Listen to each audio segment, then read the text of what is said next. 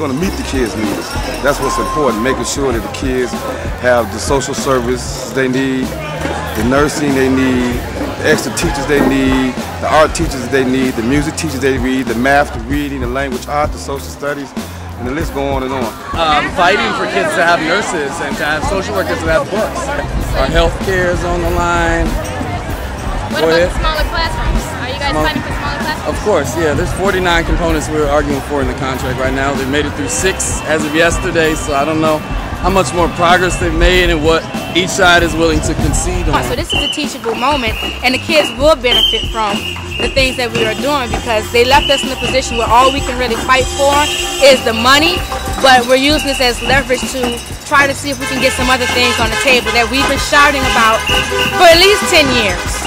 And now, whether people agree or disagree, the strike is effective because we've gotten the community's attention. I don't feel like it is fair, especially speaking as a high school student, that you're held responsible for that student, what they're coming in with, or the deficits that they have. I think what we should be held accountable for is how much growth did that student make during the school year that they were with you. While we're only paid for 6.5 to 7 hours of work a day, the average teacher, we invest 10 to 12 hours of our lives in what we do. That's time that we could be spending with our families when we get off of work like any other American. It's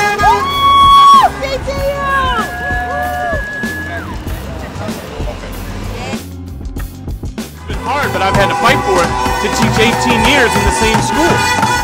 Well, I've served under 12 different administrators, 12 different principals in 18 years. What is that?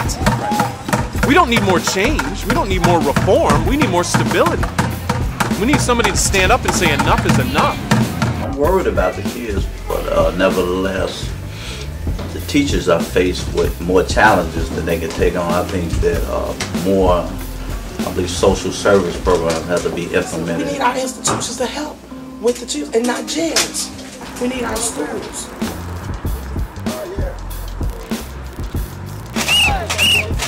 We just want to educate. We just want to educate. We just want to educate. 2, 4, 6, 8. We just want to educate. 2, 4, 6, 8. We just want to educate. Why you think the teachers are striking? Because Ron and Manuel are taking funds out of their check. And then trying to blame it on the principals. He cutting their pay, their budgets.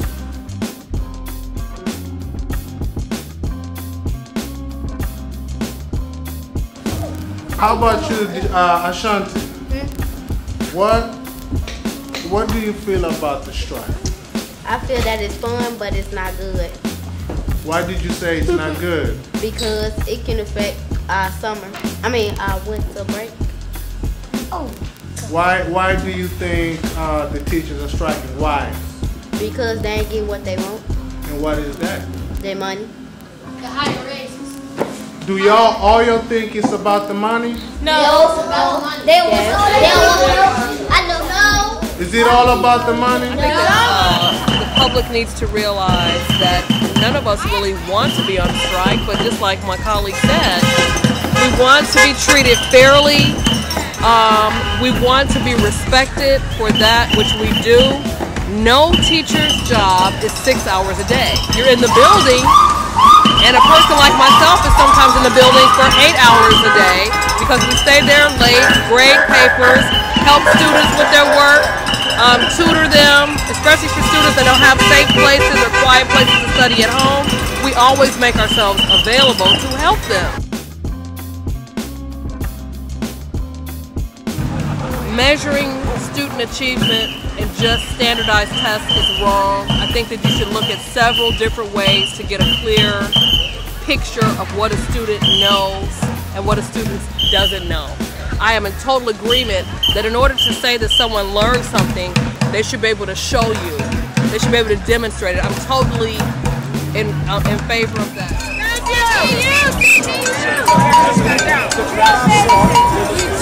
Everywhere we go, there are students that ultimately want to know, right? There's this conflict. Everybody can recognize a conflict. But the media, whether it be the newspapers or whatever media, blogs, Facebook, right, Twitter, what they don't do is they don't tell you that each side has, you know, their different agendas and their different perspectives and their different points of views. But at the end of the day, you know, this should be about students, and I'm not hearing enough about students. I'm not hearing from the students themselves, right? You know, I mean, don't get me wrong. You know, as soon as they, you know, if somebody said, hey, there's no school today, if I was 17, I'd be like, yeah, you know, let's go out. But, you know, by Tuesday, you know, Maury and Judge Judy get boring.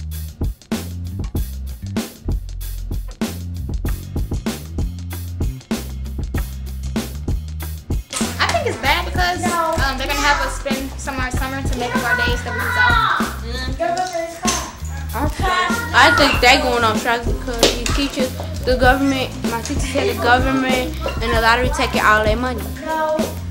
What do you feel about you not being in school right now? How does bad because we're not really getting more education. They take it all, like she said, they taking all our summer away that the days we had missed.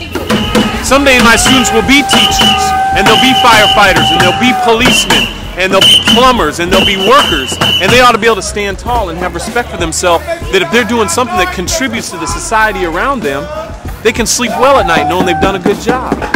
So I don't have a problem for that. This dialogue is not about teachers going on strike. It's about what we do in our country with people that work every day. And so I encourage anybody that wants to be a part of that discussion to come on out here and join us in this dialogue. It's important.